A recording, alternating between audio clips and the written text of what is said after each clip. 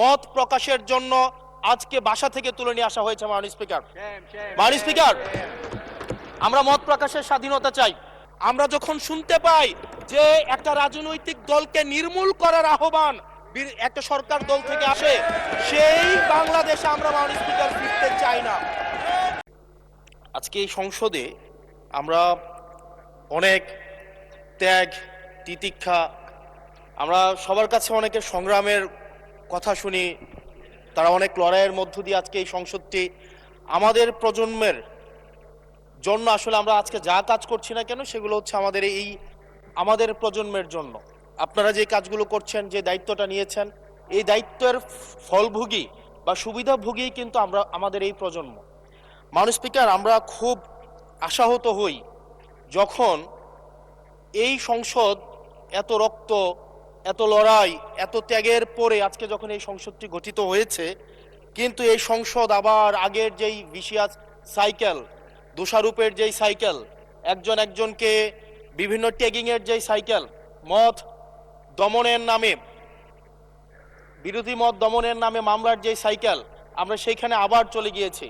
ক্যাম্পাসগুলো আবার আনরেস্টের দিকে যাচ্ছে, অস্থিতিশীল পরিবেশ সৃষ্টি হচ্ছে, বিরোধী দল মত দমনের জন্য মামলা করা হচ্ছে, প্রতিমন্ত্রীকে ফেসবুকে লেখার কারণে বাসা থেকে তুলে নিয়ে আসা হচ্ছে, হুইপকে সমালোচনা করলে বাসা থেকে তুলে নিয়ে আসা হচ্ছে।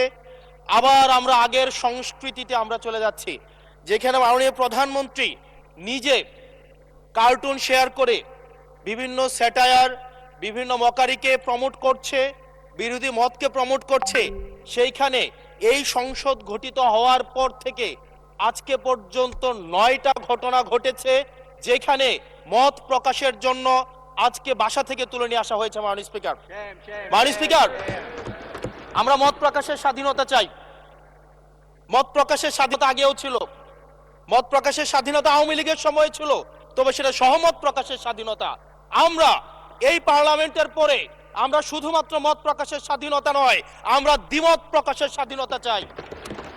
আমরা এখানে দাঁড়িয়ে মাননীয় প্রধানমন্ত্রীর সমালোচনা করতে চাই।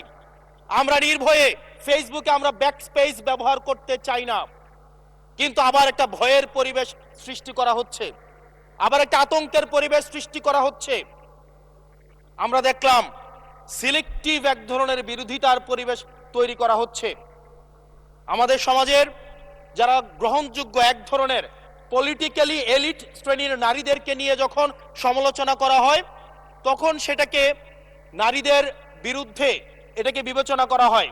কিন্তু যারা পলিটিক্যালি পিছিয়ে পড়া জনগোষ্ঠী রয়েছে, গার্মেন্টস কর্মী রয়েছে, যারা হচ্ছে এই দেশের অর্থনীতির চাকাকে সচল করার জন্য রাত দিন পরিশ্রম করে যাচ্ছে, গ্রামগঞ্জের নারীরা মায়েরা যারা রাত দিন পরিশ্রম করে যাচ্ছে, তাদেরকে যখন স্লাট শেম করা হয়, গালি দেওয়া হয়, সেটাকে আমরা নারী বিরোধিতা হিসাবে আমরা সেটাকে আমলে নেই না।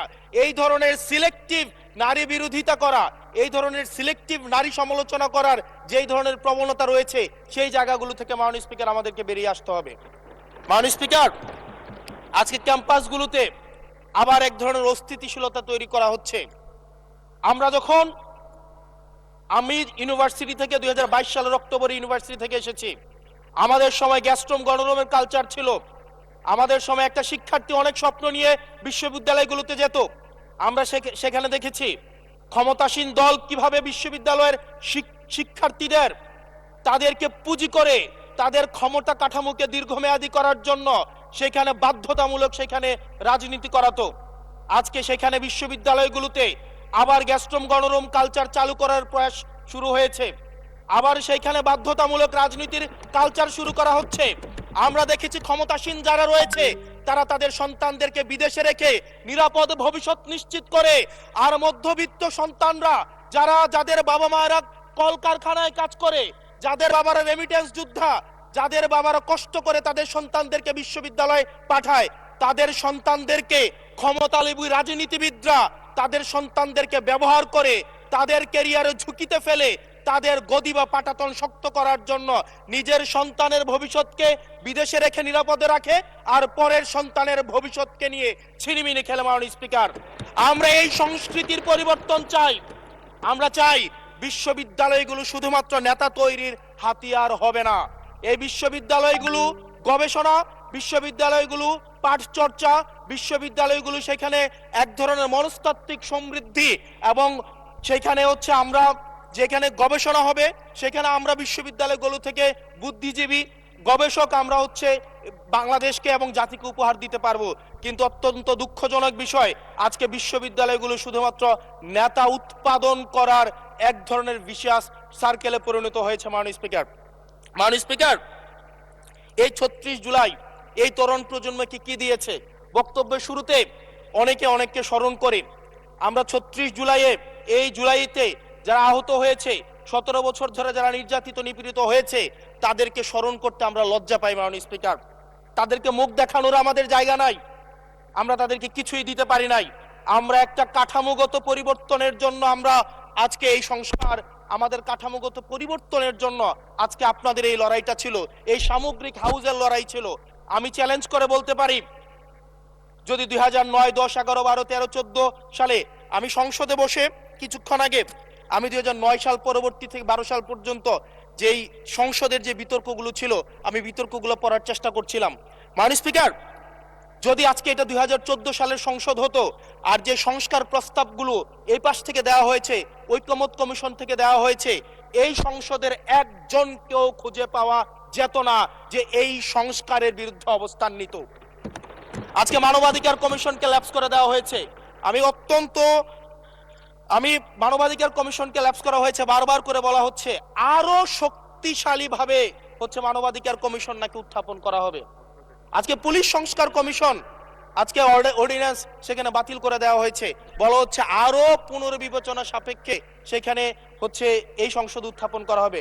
মাননীয় স্পিকার, যদি সেটাকে সংসদ, সবকিছুই তো সংশোধনের মধ্য দিয়ে যাচ্ছে, যদি এটা নিয়তটা যদি সহি থাকতো, ওয়েল ইন্টেনশন যদি থাকতো, এই অর্ডিন্যান্সটাকে এখানে গ্রহণ করে পরবর্তীতে কিন্তু সংশোধন করা যেত। মাননীয় স্পিকার, মাননীয় সদস্য, আপনার সময় 2 মিনিট বাড়িয়ে দেওয়া হলো, 2 মিনিটে শেষ করুন। থ্যাংক ইউ মাননীয় স্পিকার, আজকে সরকারি দল, বিরোধী দল, এই সরকারি দল এবং বিরোধী দল একটা আপেক্ষিক বিষয়। আপনারা এই পাশে ছিলেন, এখন সময়ের পরিক্রমায় এই পাশে গিয়েছেন, আমরা এই পাশে আছি। যদি জনগণ চায়, আমরা যদি মানুষের ম্যান্ডেট নিয়ে এগিয়ে যেতে পারি, তাহলে সময়ের পরিবর্তনে এই সিট পরিবর্তন হবে। আমি আপনাদের সবাইকে আহ্বান জানাবো, প্রজন্মের ভাষাকে অনুধাবন করার চেষ্টা করুন। এটা আমি আমার নিজেকেও বলবো, প্রজন্মের ভাষাকে পড়ার চেষ্টা করুন। আমাদের প্রধানমন্ত্রী যিনি আছেন, মাননীয় প্রধানমন্ত্রী, ওনার সন্তান যেই প্রজন্মের, আমরা একই প্রজন্মের, আমাদেরকে ধারণ করার চেষ্টা, আমি চাইবো আপনারা সবাই আমাদেরকে ধারণ করার চেষ্টা করবেন। বিএনপির নয়, কেবল জামাতের নয়, কেবল এনসিপির নয়, বাংলাদেশের মানুষের স্বার্থ, বাংলাদেশের মানুষের আকাঙ্ক্ষা, বাংলাদেশের মানুষের স্বপ্ন বাস্তবায়ন যেন আমরা করতে পারি। মাননীয় স্পিকার, এই চেয়ার আমি অনুধাবন করতে পারছি জনগণ বিচ্ছিন্নতা তৈরি করে। এই সংসদে বসে, এসি রুমে বসে, এসি গাড়িতে চলে, মিনিস্ট্রির এসিতে বসে, বাসার মধ্যে 24/7 আনইন্টারাপ্টেড ইলেকট্রিসিটির মধ্যে থেকে জনগণের সমস্যা বোঝা যায় না। এই জন্য এই সংসদে যখন আমরা দাঁড়াই, আমরা জনগণের সমস্যা অনুধাবন করতে পারি না। আমরা এই সংসদে বসে যদি আমরা লোডশেডিং এ আমরা খুঁজি, এই সংসদে বসে লোডশেডিং পাওয়া যাবে না, এই সংসদে বসে জনগণের সমস্যা পাওয়া যাবে না, এই সংসদে বসে সবকিছুকেই, মাননীয় স্পিকার, আমরা যে এই বাংলাদেশের সবচেয়ে সুবিধাভোগী মানুষের মধ্যে এই সংসদে যারা বসে আছি, বাংলাদেশের সবচেয়ে ফেসিলিটেড মানুষের মধ্যে আমরা অন্যতম। মাননীয় স্পিকার, আমাদের জনগণের কাছে যেতে হবে, জনগণের আশাগুলোকে, সময়গুলোকে, স্বপ্নগুলোকে আমরা রাজনৈতিক ভাষার মধ্য দিয়ে, কর্মসূচির মধ্যে সেগুলোকে বাস্তবায়নের জন্য আমাদের সবাইকে সমন্বিতভাবে, ঐক্যবদ্ধভাবে কাজ করার প্রয়াস আমাদেরকে থাকতে হবে। আবার যদি আমরা বিভাজনের রাজনীতিতে যাই, তাহলে সেখান থেকে বিএনপি বেনিফিটেড হবে না, এনসিপি বেনিফিটেড হবে না, জামাতে ইসলামী বেনিফিটেড হবে না, সেখান থেকে বেনিফিটেড হবে আমরা জুলাইতে যাদেরকে আমরা পরাজিত করেছি, তারা বেনিফিটেড হবে। মাননীয় স্পিকার, ধন্যবাদ। ওকে, লাস্ট মিনিট। সেজন্য আজকে এই সংসদে আমাদের একটা ন্যাশনাল এগ্রিমেন্টের দিকে যেতে হবে। আমরা পলিসির জায়গায় আমাদের বিরোধিতা থাকবে, পলিসির জায়গায় আমরা এগ্রিমেন্টের মধ্যে থাকবো, কিন্তু আমাদের একটা রেড লাইন টানা উচিত। এই লাইনটা আমরা ক্রস করব না। আমরা যখন শুনতে পাই যে একটা রাজনৈতিক দলকে নির্মূল করার আহ্বান একটা সরকার দল থেকে আসে, সেই বাংলাদেশে আমরা মাননীয় স্পিকার ফিরতে চাই না। মাননীয় স্পিকার, আমরা এখানে আমরা কনস্ট্রাকটিভ ভাবে পলিসির জায়গা থেকে আমরা আর্গিউ করব, আমরা এগ্রি করব, আমরা ডিসএগ্রি করব। কিন্তু মাননীয় স্পিকার, নির্মূলের রাজনীতি, বিনাশের রাজনীতি, দমনের রাজনীতি, পীড়নের রাজনীতি যদি আমরা বাংলাদেশে আবার পরিচয় করাই, ইন্ট্রোডিউস করাই, সেইখান থেকে এই সংসদের কেউ বেনিফিটেড হবে না। বেনিফিটেড হবে আমাদের সবচেয়ে বেশি যারা আমাদের এই বাংলাদেশটাকে ঝুঁকির দিকে ঠেলে দিয়েছে, সেই অপশক্তি হচ্ছে মাননীয় স্পিকার বেনিফিটেড হবে। সেজন্য আমরা ঐক্যবদ্ধভাবে ধন্যবাদ। বাংলাদেশটাকে বিনির্মাণ করি। ধন্যবাদ মাননীয় সদস্য। পরবর্তী বক্তা